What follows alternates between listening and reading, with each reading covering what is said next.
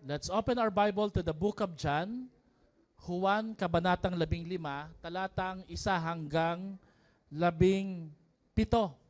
John chapter 15, verses 1 to 17. Now, as you know, dito sa church, mahalaga po, may Bible tayong dala. Kung wala pong dala yung kapartner mo na Bible, katabi, sabi mo sa kanya, let me share my Bible to you. Ayan. Sige po. Kung wala naman po kayong Bible, wala tayong magagawa. Babalik tayo sa cellphone. No? But we always encourage you to bring your Bible. So let's read John chapter 15, verses 1 to 17. Tagalog man yung version nyo, sa akin po English, sabay-sabay natin itong basahin. Ready? Go! I am the true vine, and my Father is the vine dresser. Every branch in me that does not bear fruit, He takes away. And every branch that also does bear fruit, He prunes, that it may bear more fruit. Already you are clean because of the word that I have spoken to you. Abide in me, and I in you, as the branch cannot bear fruit by itself, unless it abides in the vine. Neither can you, unless you abide in me. I am the vine, you are the branches. Whoever abides in me, and I in him, he is that bears much fruit. For apart from me, you can do. Verse 6, if anyone does not abide in me, he is thrown away like a that withers, and the branch are gathered, thrown into the fire, and burned. If you abide in me, and my words abide in you, ask whatever you wish, and it will be done for you. By this my Father is glorified, that you bear much fruit, and so prove to be my disciple. As the Father has loved me, so I have loved you. Abide in my love. If you keep my commandments, you will abide in my love, just as I have kept my Father's commandments, and abide in his love. These things I have spoken to you, that my joy may be in you, and that your joy may be full. This is my commandment, that you love one another as I have loved you. Greater love has no one than this, that someone lay down his life for his friends. You are my friends if you do what I command. No longer do I call you servants, for the servant does not know what his master is doing. But I have called you friends, for all that I have heard from my Father, I have made known to you. 16, sabay-sabay. You did not, but I have chose you and appointed you that you should go and bear fruit, and that your fruit should, so that whatever you ask the Father in my name, He may give it to you. These things I command you, so that you will love one. God bless the reading of His word. Let's all be seated na po.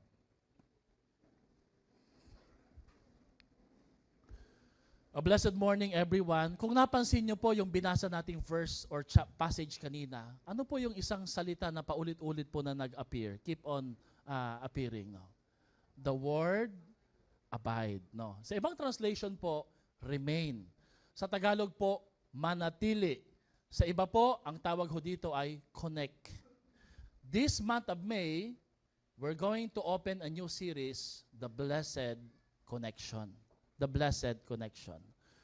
Noong 1999 po ata yon or 2001, naalala niyo po yung Video City? Sino ho dito nakaabot pa? Nagre-rent pa ho kami noon, hindi kami nagda-download, walang Netflix.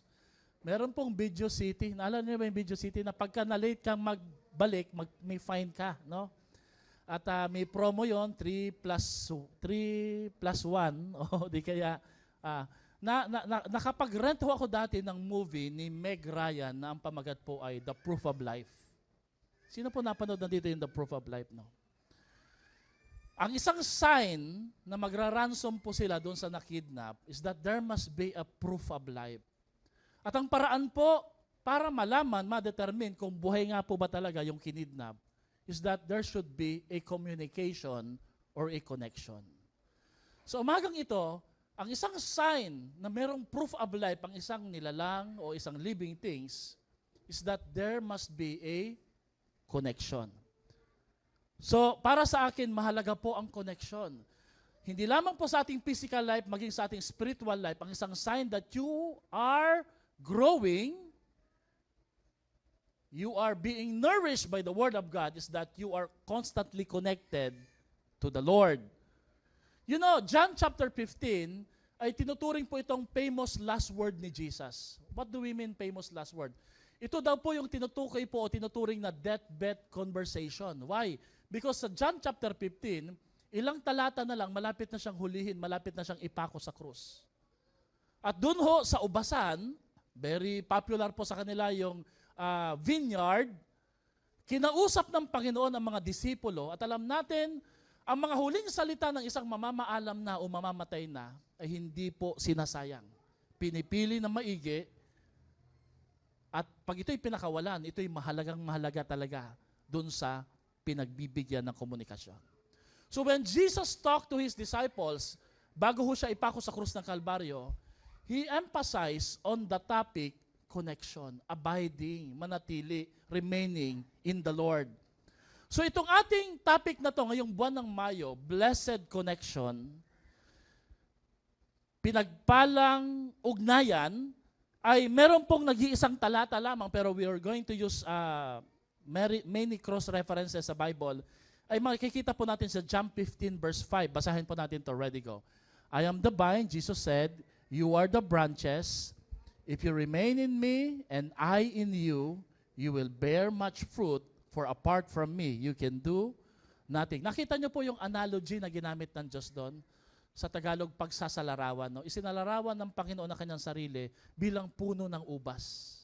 At tayong mga disipulo at tagasunod ni Kristo ay mga sanga. At alam natin ang konsepto ng isang puno, ng isang halaman. Ang sangay mamamatay kung hindi konektado sa puno. So our spiritual life is so much dependent on our blessed connection with our Lord Jesus Christ. Now I wonder, are you still connected with the Lord? Are you still connected with Jesus? So let's talk about connection. Everybody say connection. Pinag-aralan ko maigi, hindi ho kasi ako Tagalog Ako po ay waray-waray Ang ibig pong sabihin ng salitang connection ay kaugnayan o ugnayan. Sa ibang salita, nakaugnay. Ugnayan, nakaugnay o kaugnay. So ang una nating pag-aaralan ngayong umaga na to ay horizontal connection. Everybody say horizontal connection. Or human connection. Ang sabi po ng mga nag-aaral na sociologist, nag-aaral po sa behavior ng tao, relasyon at kilos gawin ng mga tao, sabi niya, social connection can help boost your mood and manage your emotion. You know, we cannot live alone. No man is an island. Napakahalaga that we are connected with one another. Bakit?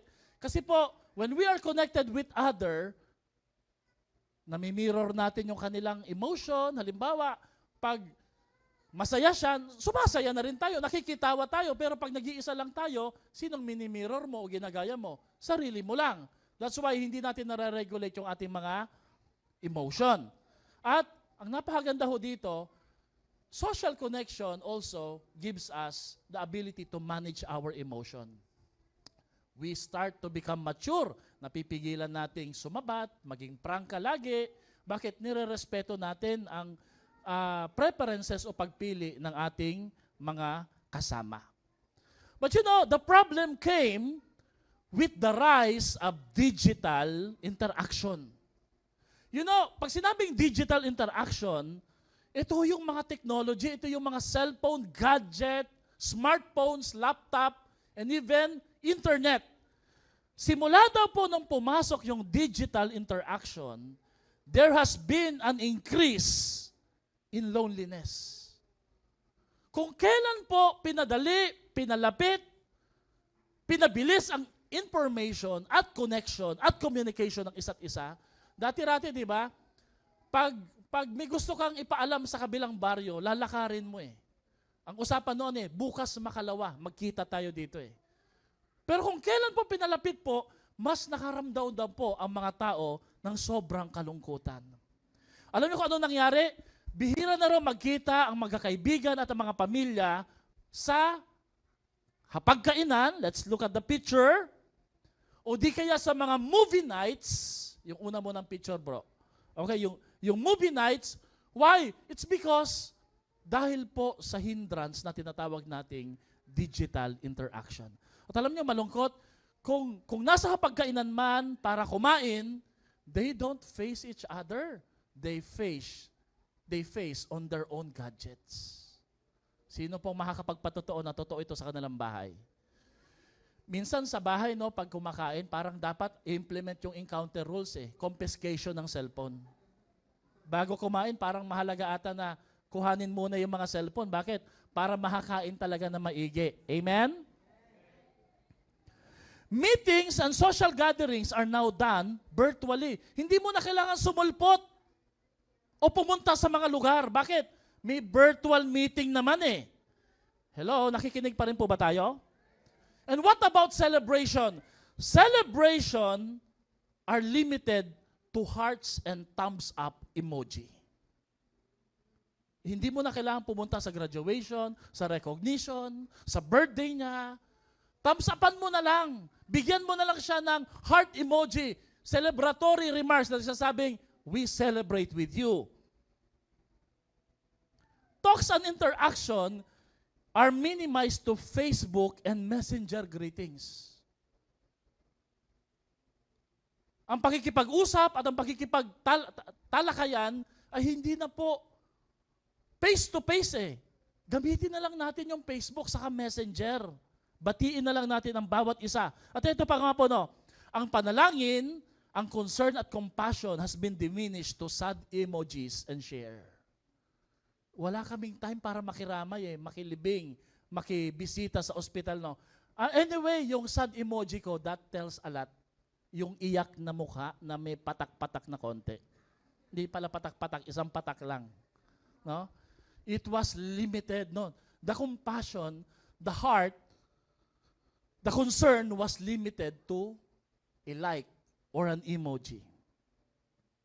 Ano naman po ang nangyari sa online class? I've seen this sa aking mga kasamahan sa bahay. They are in a class and yet they don't open their camera. And who knows, hindi alam ng teacher that the students are multitasking. There was a student na nahuli, nagka-counter-strike. Naglalaro ng Call of Duty, nagmumura pa habang nasa gitna ng klase. Aksidente po niyang nabuksan na kanyang camera. That's why ang meeting po namin sa Masteral, sa MA, we are required to open our camera as a gesture of respect to the one who it teaches and talk. Paraan po yun ng pagrespeto di ba? Na kapag kami nagsasalita sa harap at nag-uusap-usap kayo, you don't close your camera. You open your camera, bakit? Online na nga lang close pa. Of course, there are exemptions. Pag mahina yung signal, we give message or communication that says, Ma'am, sorry, we cannot open our cam because we have an unstable internet connection. In 2019, before the pandemic, sa Amerika po ito, 3 hanggang 5 Amerikano ang nabalitang malungkot. Alam niyo kung bakit? Because although they have the access to the world, let's look at the next picture, they were being imprisoned by their cellphone. No wonder, kaya siguro ang tawag sa ating cellphone ay cell-da.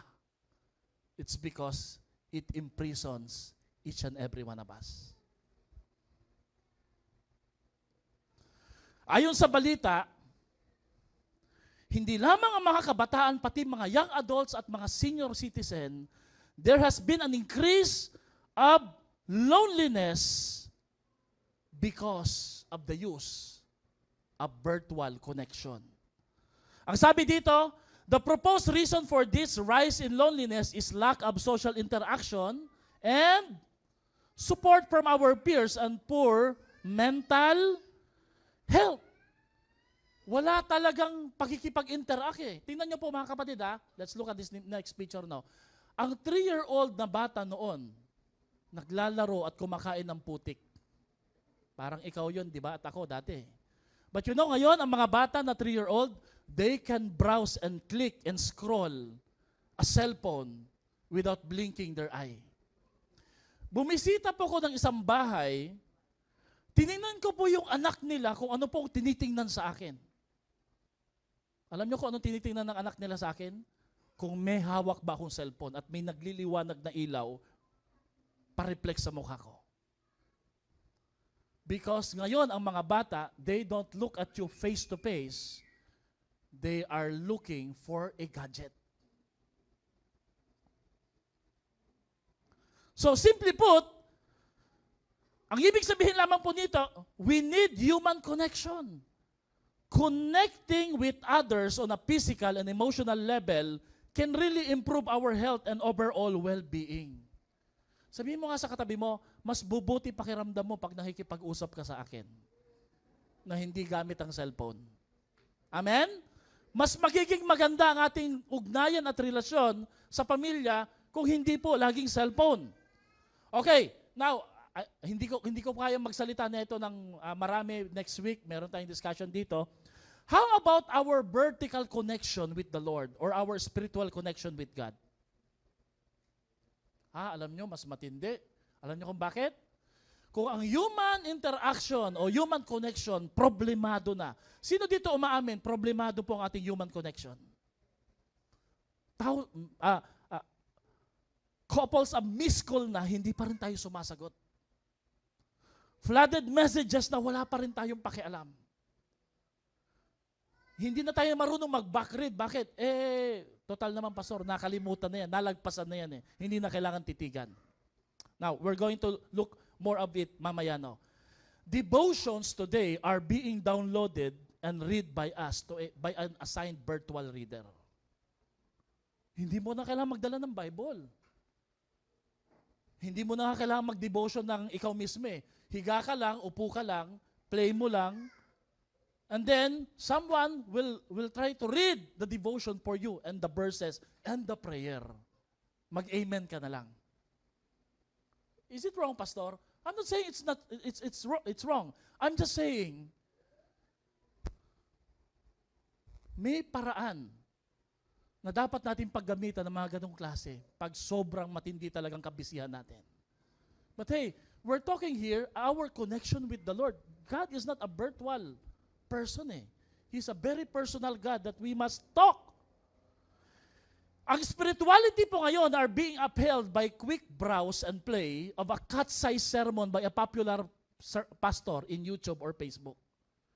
Hindi mo na kailangan umattend ng church eh. Manood ka lang ng isang putol na mensahe, yung gist na kanyang message. Ang dating ho nun, parang naka-attend ka na rin ng isang service na 1 to 2 hours ang haba. It's now being limited. And the discipline to take down notes are being replaced by phone cameras. The quick share of highly unique, spirited, quotable quotes makes other things that were okay. Na pag nag-share po tayo ng isang magandang quote sa Facebook, ang basa ng mga nakakilala sa atin, friend natin, he or she's doing well in her spirituality. Diba? Meron pang term na paunahan eh. Paano hindi ko nakuha yon? Ako dapat ang una nakakuha nun eh. Ang ganda, quotable quotes. Prayer meeting are now reduced to Zoom and Google in meetings. Our assigned profile pic and avatar makes people think that we're still there joining the meeting while camera are being closed. Alam niyo avatar? Hello, nandyan ka pa rin ba? Hello, nakikinig ka pa rin ba? Hello, ikaw na magpipray. There's a problem in this. You think so, mga kapatid? While physical meetups and face-to-face prayer gatherings and worship services are considered as waste of time at kontra sa bonding. Alam nyo, malaki po ang naitulong ng virtual worship service. Marami din po ang hindi magandang naitulong sa atin ito. And what about the Sunday services? Sunday services are replaced with a commitment that says, anyway, I'll watch the recorded worship services kanina.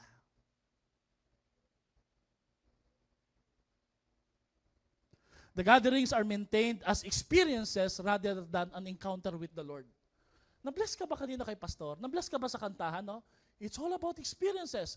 When what we should be looking are not experiences, but a divine encounter with the Lord. Nakakatagpo mo ba ang Diyos? Kinausap ka ba ng Panginoon? Nabagabag ka ba sa mensahe? O naghanap ka ng medyo approve sa'yo, ayon sa kagustuhan ng preference mo, it's an experience, not an encounter. And church hopping, alam niyo yung sabihin ng church hopping? Palipat-lipat ng simbahan, became very normal and casual, trying to look at what's missing in our church na meron yung kabila. All of a sudden, the church become a shopping mall. Na pag in-scroll mo, meron ba akong gusto dyan? Kasama ba dyan yung preference ko? Pag wala, I don't want to go to the church. Produkto ho ito, dala ho ito ng technology. Alam niyo kung anong tawag ho dito? Kung merong etiquette sa social interaction, personal, ang tawag ho dito ay virtual blunders. Everybody say virtual blunders. Pag sinabing virtual blunders means virtual misbehavior. Virtual na nga lang, nagpapasaway pa. You're not still following rule. Virtual interaction na nga lang, you're not connected to the person that you're talking. So, virtually. Sino dito nakapansin po, tinatawagan niyo yung mga apo niyo, they don't talk to you. Kayo na lola. Sabi nila, miss nila kayo. Pero parang ang bilis ibaba ng cellphone eh. Kasi mas gusto na nilang gamitin yung cellphone kaysa makipag-usap sa atin. There's a problem. Because of this little gadget na meron po tayo sa ating kamay. Alam niyo ang problema ng virtual blunders? It could result to virtual and social anonymity. What is virtual and social anonymity? Ang problema ho nito, ito po yun eh. The lack of face-to-face interaction can make some individuals feel less accountable for their action. All of a sudden, they start to correct or remind you, wag naman ganyan, ayusin mo naman. And then all of a sudden, they start to adjust sa blunders mo. And then all of a sudden, they start to neglect that kind of blunders. And you think, okay na, wala na nagche-check sa akin. And that's not good. That's not good. Hello? Are you following, mga kapatid? You know, nung kami po yung mag-boyfriend, girlfriend ni Pastora Ice, pag nag-chat po si Pastora Ice sa akin, parang tula eh, sa haba. Pag ako nag-reply sa kanya, okay. You know, ang mga cellphone ho noon, hindi po yung mga smartphones eh. Mga Nokia pa po yun eh. Minsan po, and I can understand now, sasabihin ni Pastora, ang iksi ng chat mo, ang haba ng sinabi ko. Sabi ko eh, okay, I approve, go. Hanggang natutunan ko po, hindi pala okay yung okay, no? Dapat meron pong teddy bear na biglang sumisilip-silip. You know, kung alam nyo kung paano gamitin ang Nokia at saka yung mga Ericsson noong time na yun, mahirap po bumuo ng mga teddy bear. Amen? Mahirap po. Unlike ngayon, mag-chat ka lang ng GIF, ano pa ba, mga... ang bilis eh, noon. Sasakit po yung... Saka hindi lang po yun, yung teddy bear na naglalakad-lakad, dadaan ng konti, babalik dito. Well, I could understand because she loves me and I love her. And we're into a communication and relationship. And that should be relationship. Dapat po makita. Sino ho dito, nakaranas ka ng ganong klaseng mga text? Say amen po.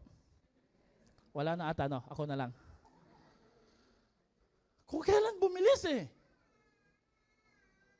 Si Mike Jensen, sabi niya, don't Photoshop your faith. Hindi mo na yan. Ito. Don't Photoshop your faith.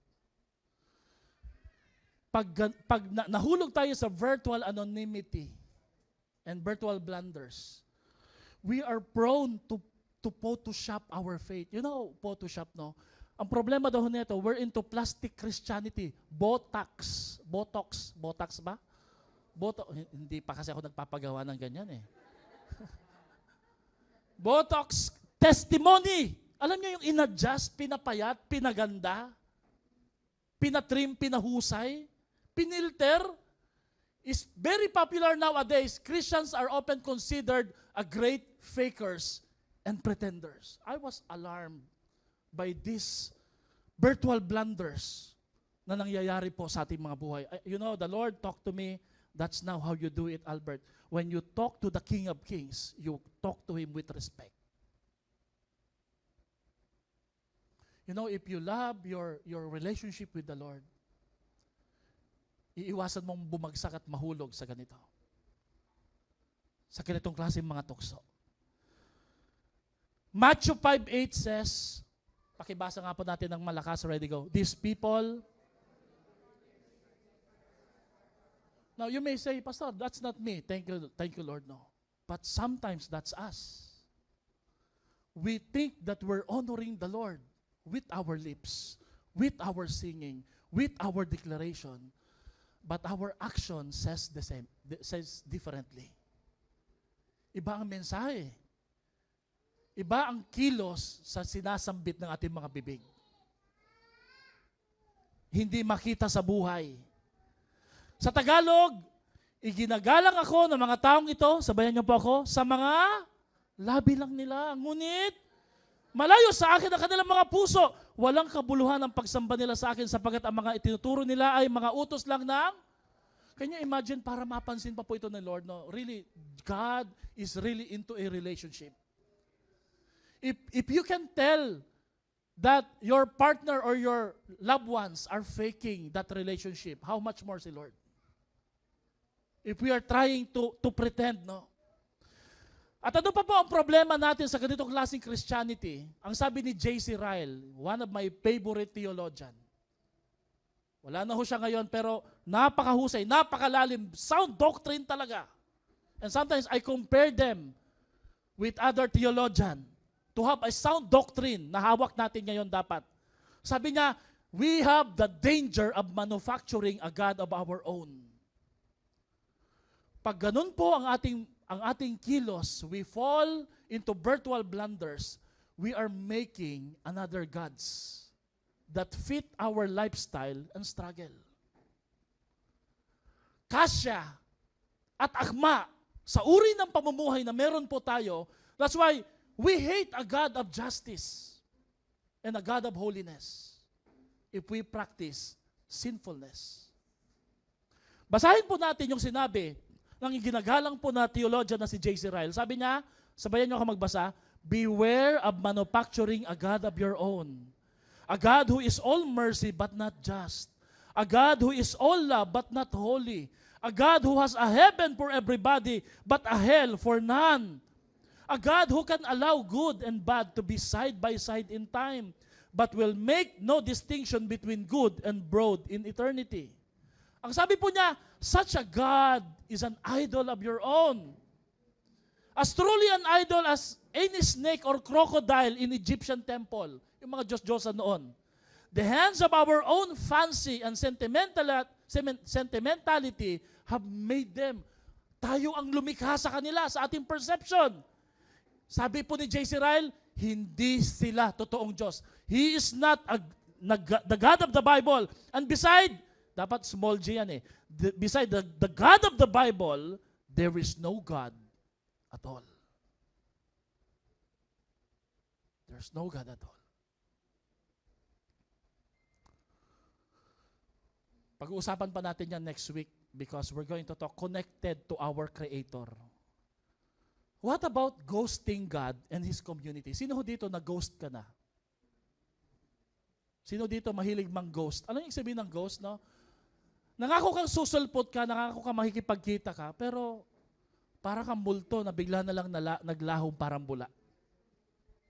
You know, ghosting God and His community is compared to an analogy of an unused SIM card sa cellphone. Basahin po natin. No? Pinaghirapan ko itong message na to, ha? When we ghost our relationship with God and each other, it damages our spiritual network of community, accountability, security, and spirituality.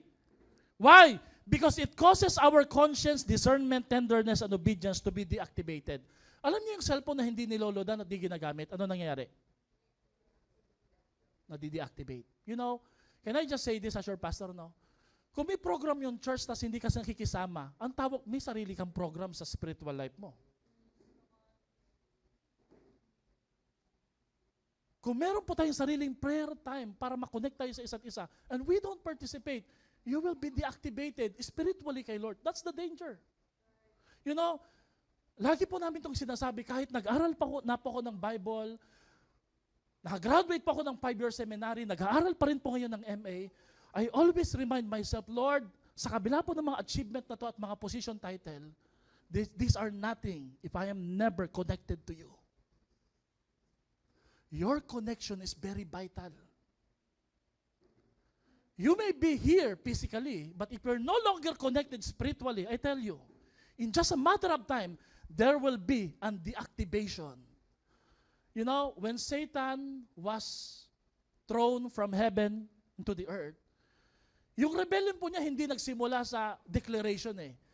Ang rebellion ni Satan nagsimula po sa disconnection.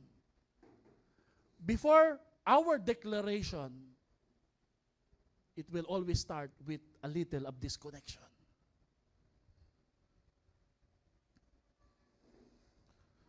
The act of abruptly and without explanation, severing. Ano sabihin ng severing? Disuniting, dissolving, yung hindi na ako sasama dyan. No? I'll just disregard that chat group or that chat. When we do that, mga kapatid, one's connection with God and of their church community, this can involve withdrawing from prayer, scripture reading, accountability, or church services without any communication. Ito masaklap, no? Without any communication or explanation of the reason for the change. No? Wala nang paliwanag. Bakit hindi ka sumulpot? Bakit mo ko tinatanong? Bakit? Obligado ba ako mag-report sa'yo? Yes! Because we are accountable with one another. And the moment you stop being accountable with your leader or with your brother, the activation will start to happen in your spiritual life.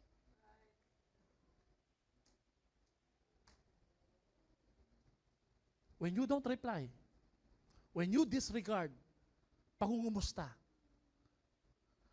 a little of those. It's a modern way of withdrawing from faith or community without acknowledging or resolving any issues or concern. Later on, may nangyayari na sa'yo na hindi mo na kayang malagpasan.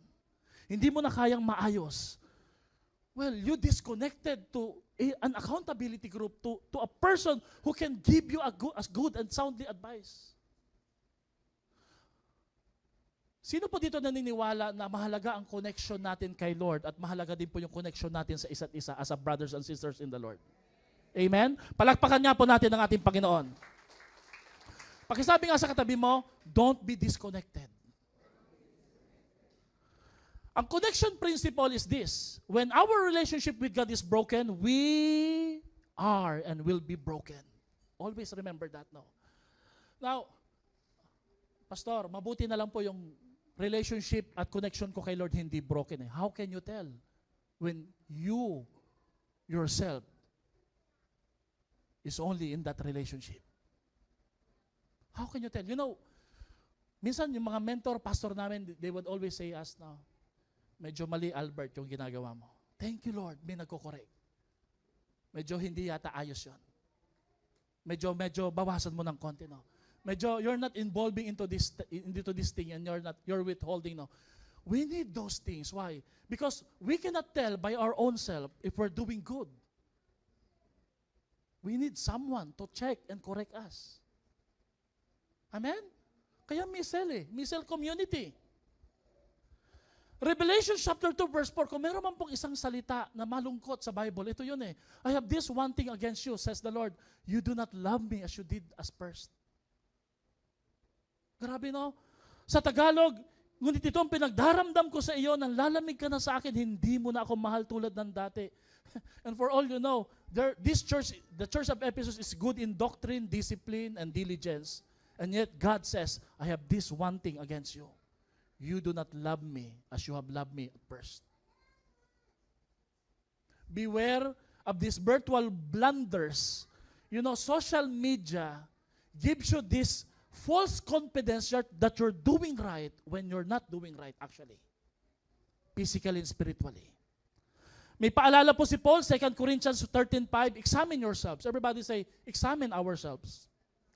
To see whether you are in faith, test yourselves. Or do you not realize this about yourselves, that Jesus Christ is in you, unless indeed you fail to meet the test. There's a test. And you know, a test is not being done personally. A test is being done by someone else. Ang isang pagsubok o pagsusulit pagdating sa pananampalataya ay dapat isinasagawa sa isang community of believers. Yung sound doctrine, yung truth, yung faith. Okay. Very mabilis lang po na mabilis. What are we supposed to discuss for this whole month of May? The blessed connection. The why, the what, the how of connection. Number 1, the why, the love connection. Bakit tayo dapat makipag-connecta, Pastor, kay Lord? Because did you know that you were made to be loved by God, and to love like God? Hindi ka nilikha na para lang mahalin natin yung sarili natin. Nilikha po tayo na dapat mahalin tayo ni Lord, mahalin din natin siya, at mahalin din natin ang mga mahal ni Lord. Kagaya ng pagmamahal niya sa atin. And not just our family, but even other people. Kaya hindi po maganda, wala tayong malasakit sa iba. Dahil pag wala kang malasakit sa iba, there's a disconnect with our faith. Amen? Jeremiah 31 verse 3 says, napakalinaw, the love connection. Ang Panginoon ay nagpakita ng una sa akin at nagsabi, iniibig kita ng walang hanggang pag-ibig, kaya ako'y lumapit sa iyo na may kagandahang loob. Mga kapatid, mahal na mahal tayo ni Lord eh. Amen ba? So why do you choose to disconnect with this loving God who pursues you daily? I would never disconnect myself sa isang taong sobrang mahal ako. But how come we choose to disconnect with this loving God? You know, marami nagsasabi, natagpuan ko ang Diyos. No, you have found God because God found you first. Kaya lang natin natagpuan ang Diyos na to kasi siya ang unang naghanap sa atin. Amen? Meron pa akong quotation na nilagay dyan, I didn't find Jesus, He found me because He wasn't lost. I was lost. Ako yung naligaw nga pala. Kaya hindi ko siya natagpuan. Ako ang natagpuan ng ating Panginoon. Palakpakan nga po natin ang ating Diyos. And you know, hindi tayo kailangan ni Lord eh.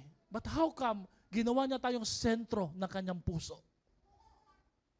The Bible clearly teaches that God does not need us. We are not a necessity to God. Diyos na siya kahit wala pa tayo, pero tayo hindi tayo pwedeng maging tao kung wala ang Diyos. Amen? Acts 17:24-25, pakibasa nga po lahat ng kalalakihan. The God who made and everything in it, being Lord of heaven and earth, does not live in temples made by man, nor is he served by human hands, as though he needed everything, since he himself gives to all mankind life and breath, and hindi tayo kailangan ng Diyos eh. Pero paano hinahabol-habol tayo ng Diyos na to? Amen? How can you miss a Sunday service kung yun na lang yung araw na nakabukod para kay Lord? How can you proceed to your activities without talking to God first? How can you dishonor human and godly relationship that God placed in your life? How can you disconnect these blessings na binibigay ng Diyos sa atin? Amen ba, mga kapatid? Number 2, the what? The lost connection. Let's start with human connection.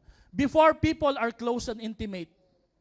You know, again, nung unang panahon, naalala niyo po, sobrang close ng mga tao, sobrang magagalang ang mga bata. Wala man tayong mga gadget noong unang panahon, pero ang saya natin. But the introduction of technology slowly and gradually broke our human connection and divine connection. Like for example, taas nga pong kamay yung mga mothers po dito, mga moms. Moms before used to stay at home and manage house and nurse their babies. And then, the formula milk was invented. S26. Ano pa ba? Bonakid, batang may laban. Ano pa? Lactum. Ano pa? Yung iba, amlang yata dito ah. Cerelac. Oh. When the formula milk was proposed, it was meant to liberate women so they can work. Alam niyo, sabi po, I got this from Pastora Ice, women are so good to stay at home. Totoo po yun. Palakpakan po natin ng mga babae. No? You are so good to stay at home. But the problem is, a detachment condition was implemented. Alam niyo, sa US, I was so sad. Alam niyo kung bakit? Ang mga baby, hindi po elderly ha, ang mga baby, as early as babies, they are being placed in home cares for their mothers to work. Sabi ko, Filipinos will never do that. May isa talaga ang hihinto sa trabaho. Bakit? Mas mahalaga alagaan ng baby, mas treasure ang pamilya kesa sa pera. Parang konti nag-amen. Palakpakan nga po natin ang ating Panginoon. It created a big damage. What is happening to your child when you're far away? Sa Japan, sino taga-Japan dito? Mas marami ang nabebentang adult diaper kesa sa baby diaper. Why is that? Kasi kokonti na lang po ang nanganganak. Alam niyo kung bakit? They see, not just in Japan, but in other country, they see babies are as liabilities. Laban at hadlang sa kanilang goal, success at pangarap na magtagumpay sa buhay. Hindi po ba tayo na-alarm dito? Oh no!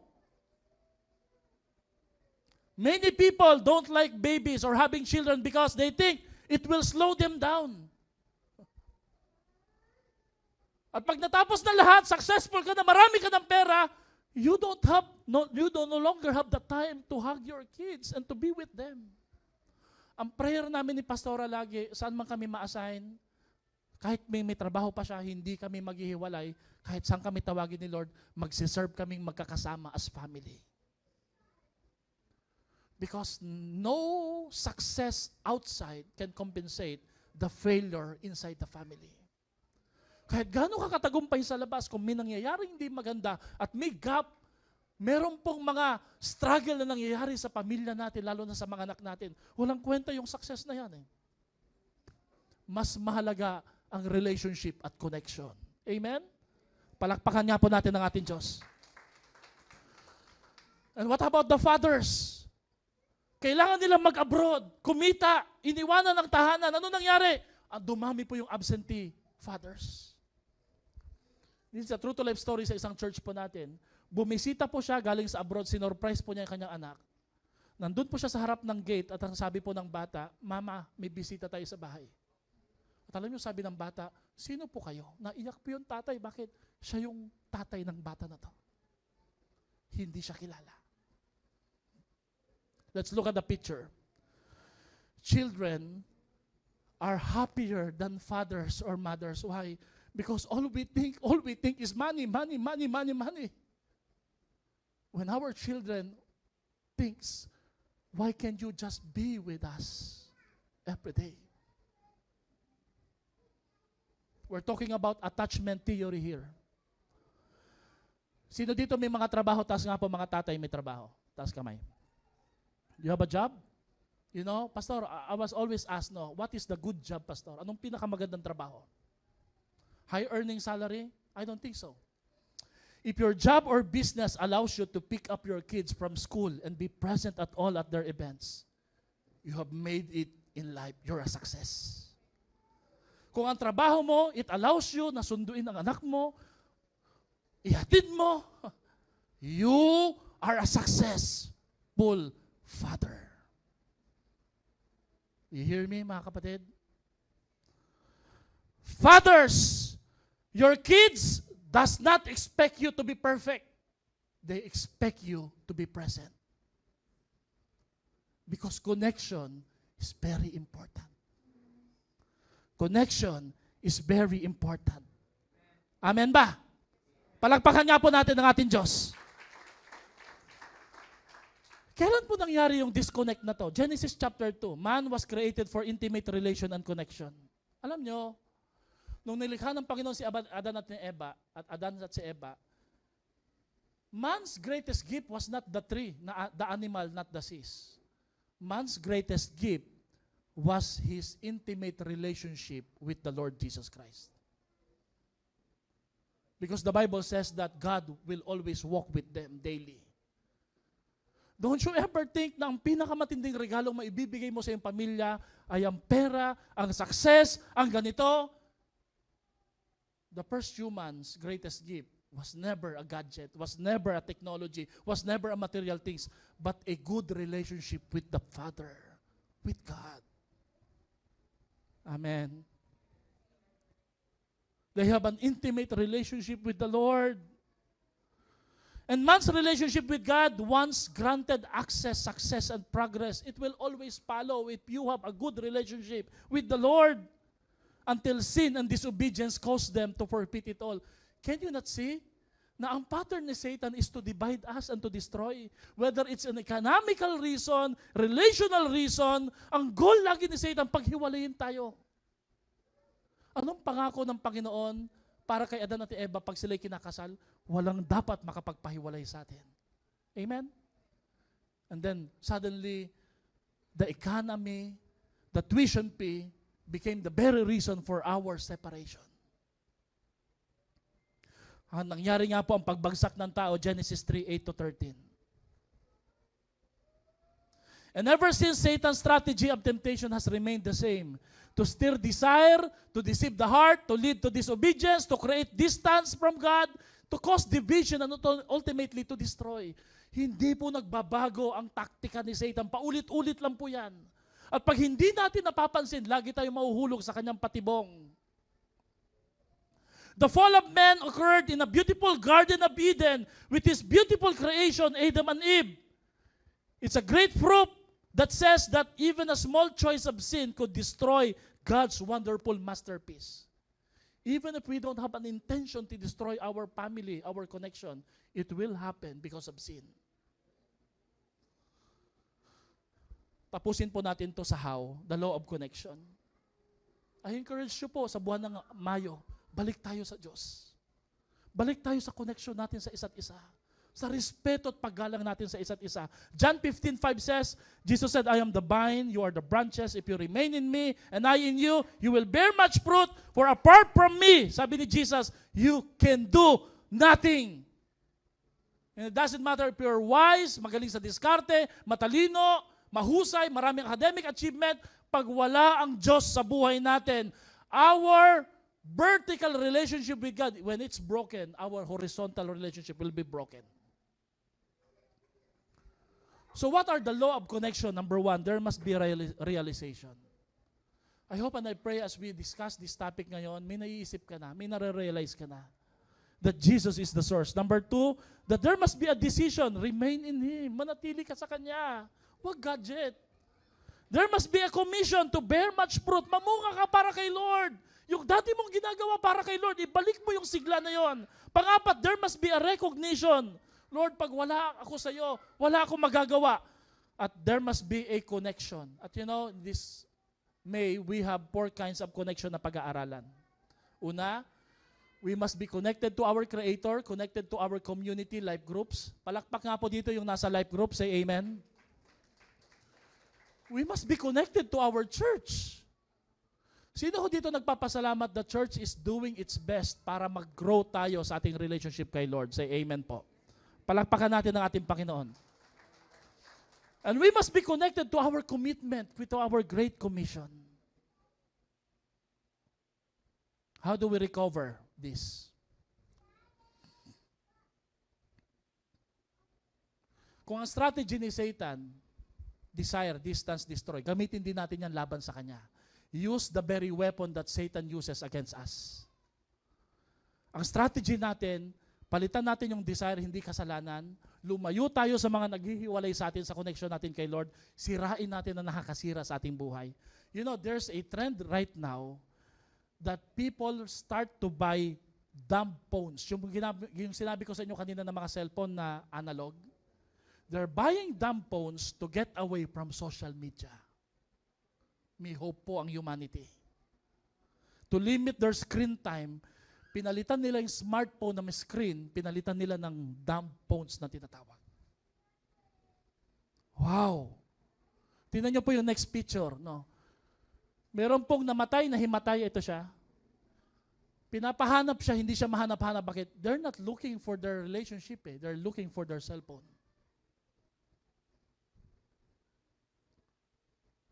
There's a disconnect na nangyayari.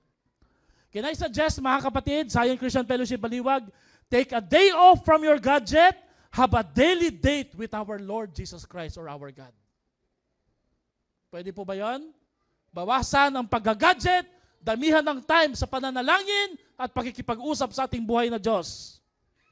At ang prayer natin, ganito, God, help me unlove the things that are not according to your will. Lord, yung hindi po ayon sa iyong kalooban, hindi po namin gugustuhin, hindi namin hahabul-habulin. Kung makakasira po sa relasyon po sa akin, Panginoon. Pangalawa, let's have the spirit of submission. According to Destiny Changers, if your leader or your pastor cannot correct you, they cannot cover you. No accountability is a liability. If you're ready to live every time you get rebuked, you're not looking for covering, you're looking for a cover-up. Pwede ba tayong mag-check? Pwede ba nating ayusin ang ating relationship na hindi lang tayo basta na-offend, kundi nagpapakorek din po tayo? Palakpakan nga po natin ang buhay na Diyos. You know, pag hindi tayo marunong mag-check, magpakorek, that's a sign of disconnect. May nangyayari na ho dyan sa puso po natin. Pangalawa, pray. Pray more. Sino dito naniniwala, mas dapat tayo maraming time na i-google sa pananalangin kaysa sa paggagadget? Say amen. Pray more. Alam niyo, nakakalungkot, wala na masyadong nagre-react sa ating mga prayer request. No? Pray more. Sabi ni John Bunyan, you can do more than pray after you have prayed, but you cannot do more than pray until you have prayed. Pray often. For prayer is a shield to the soul, a sacrifice to God, and a scourge to Satan. Ito daw po'y hampas sa kaaway kung lagi tayong nananalangin. Ang sabi ni Charles Spurgeon, if you are living without prayer, you're living without God. Pag hindi ka nagpipray, nabubuhay ka na walang Diyos sa buhay mo. Number 4, praise more often. Sige nga po, sabihin mo nga, thank you Lord, ready go. Mas magpasalamat tayo. Okay? Basahin natin to. Praise and give thanks to God often. For there is no perfect church, there's no perfect family, there's no perfect people. Sabay-sabay tayo. But we have a perfect, loving God. Hallelujah! Let's give God a big clap offering.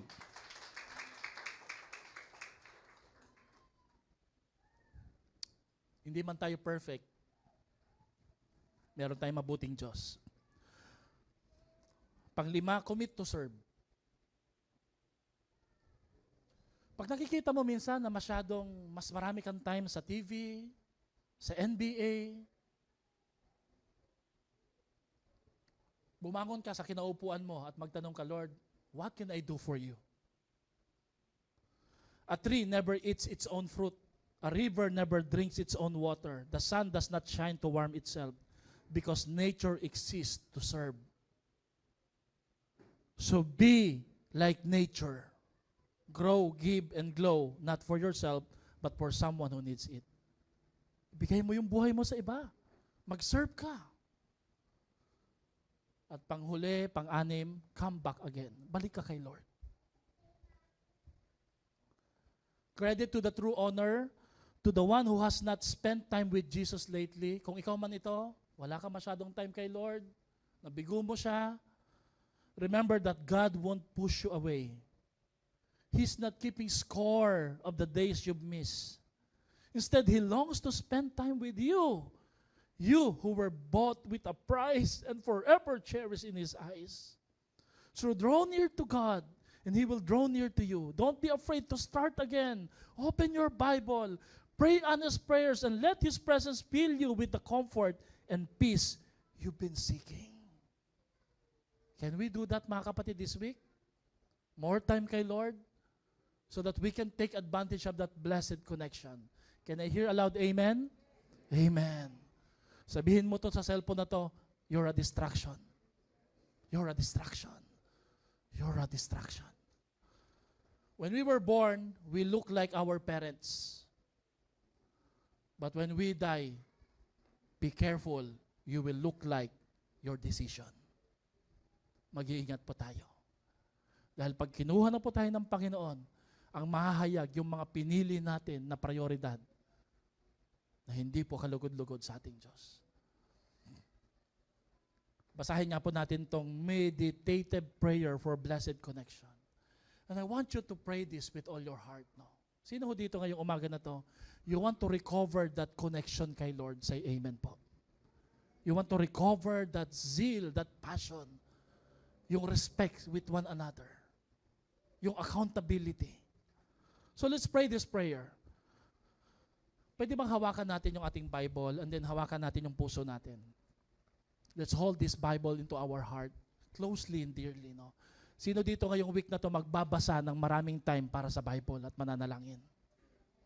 Come on, can we pray this, no? Sabay-sabay tayo. Lord, I confess my relationship with you is in need of your restoration and healing. Will you draw me close? Will you expose things in my life and in my heart that are breaking instead of building? Will you heal and help me rebuild? Will you restore our connection once again? Forgive me. May our intimacy deepen. May my heart change. In Jesus' name. Amen. Manatili po kayo nakaupo. Our communion will be distributed unto you. Sa isang saliw po na musika, let's have a background music. We will meditate and confess and pray to our Lord for that blessed connection again sa Kanya. Can we just close our eyes now? Meron bang panahon sa iyong buhay dati na mas malalim at malapit ka sa Diyos noon kesa ngayon? Anong pwede mong gawin para maibalik ang connection na yan, pabalik sa Kanya? You know, there are a lot of blessing when you are connected to the Lord Jesus Christ. We need that blessed connection. Can we just pray to the Lord? Talk to Him honestly. Sabihin mo, Lord, kung anong nararamdaman mo ngayon. Confess and make a commitment, Lord. Gumagawa ako ng desisyon, makikipag-usap ako sa iyo ng maraming oras. Igagalang ko ang life groups ko, ang mentorship, ang leadership ng church na to. I will respect my vertical relationship with you, Lord. You long for that time to talk to me, Lord. I will pray more. I will read the Bible more. Habang nakayuko po tayo, sino ho dito nananalangin ng reconnection, ng kanyang commitment, ng kanyang love sa ating Panginoong Jesus? Pakitaas lang po yung kamay. If you're praying, that's your prayer, Lord, reconnect me again, Lord. Raise your hand, no? If you want that reconnection na maibalik sa buhay mo. Sino dito nagpipray, Lord, remove that virtual blunders, misbehavior na pinapakita ko virtually, na nagkukos ng anonymity, lack of accountability. Sino ho dito, malapit ka ng deactivated. And you don't know that you will be deactivated. We don't know that we are being deactivated by Satan sa mga great connections sa ating buhay. We need that reconnection sa ating Diyos. Humbly, raise your hand to the Lord and I will pray for you. I know that the God who loves you will reconnect you again sa ating Panginoon. Doon po sa mga nag-commit, I want you to stand up kay Lord. If your prayer is, Lord, I want to be reconnected with you, I want you to stand up ng dahan-dahan.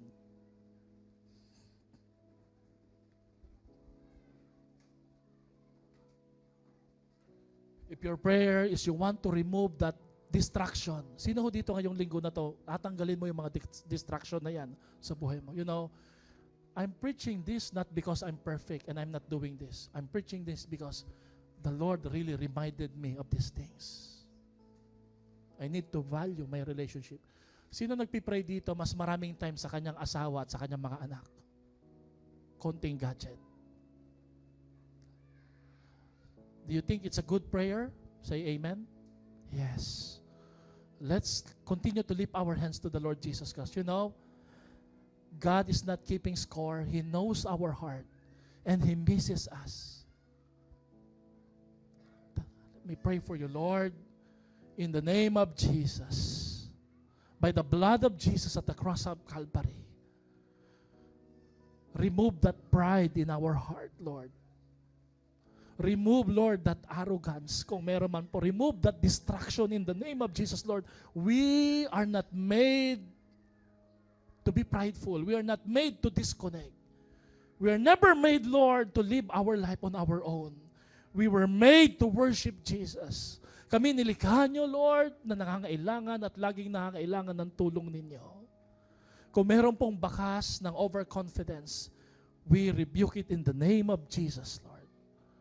Lord, replace our heart of stone with a heart of flesh. Puso na tumutugon, sumasagot, sumusunod, nagbabago, naglilingkod, sumasamba. Panginoon, salamat, mahal niyo po kami. And you have tried your very best to recover us, Lord, at the cross of Calvary. And you're still trying your very best, Lord, to continue to restore us, to recover us from our pitfalls, from our self-destructive ways. Salamat po, Panginoon, mahal niyo po kami. Salamat po, Lord, you desire us, O God, to be with you always. And Lord, correct our vertical relationship with you and correct our horizontal relationship within the family, within the church. Dalangin namin, Lord, ayusin niyo po kami. At handa kaming magpaayos. Salamat po, Panginoon. Wala pong imposible sa inyo. Lord, bagong pasimula, bagong buhay, bagong paglilingkod, bagong pagsunod. Gagawin po namin to sa tulong at biyaya ng Banal na Espiritu Santo. Lahat ng nagmamahal kay Jesus, sumigaw ng malakas na amen at amen. Palakpakan natin ang ating Diyos.